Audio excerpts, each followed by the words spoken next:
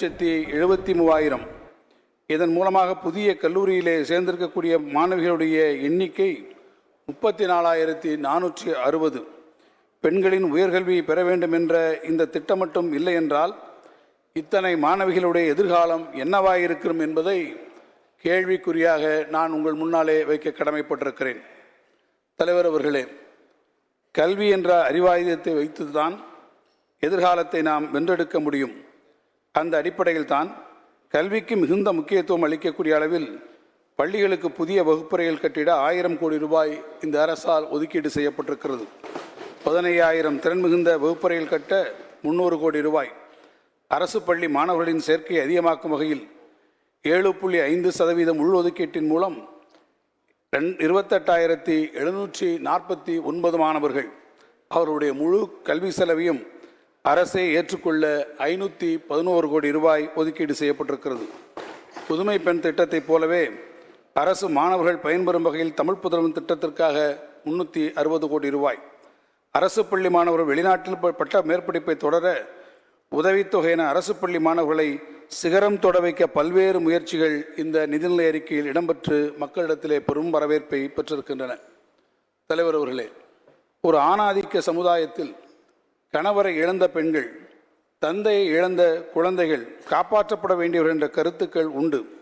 ஆனால் கள நிலவரப்படி தாயை இழந்த பல குழந்தைகள் கேட்பாரற்று வாழ்ந்து வருவது இன்று தெரிய வருகிறது.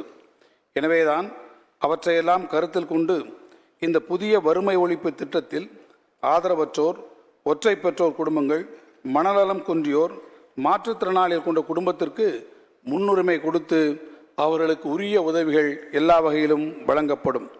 புற உலக சிந்தனையற்ற மதியிறுக்கம் கொண்டவர்களுக்கு 25 கோடி ரூபாய் மதிப்பீட்டில் உயர்திறன் மையம் அமைக்கப்படும் என்கின்ற அறிவிப்பு இன்று நாடு முழுவதும் மிகப்பெரிய பாராட்டை பெற்று வருகிறது.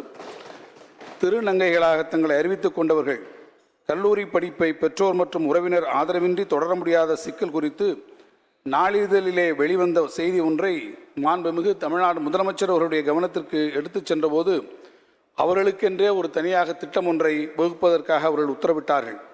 முதலமைச்சருடைய ஆலோசனைப்படிதான் திருநங்கையாக கல்லூரி படிப்பு முழு கல்வியும், திருநங்கையாக இருக்கக்கூடியவருடைய கல்லூரி படிப்பு முழு கல்வி செலவையும் அரசே ஏற்கும் என்ற அந்த அறிவிப்பு நிதிநிலை அறிக்கையில் இடம்பெற்றிருக்கிறது.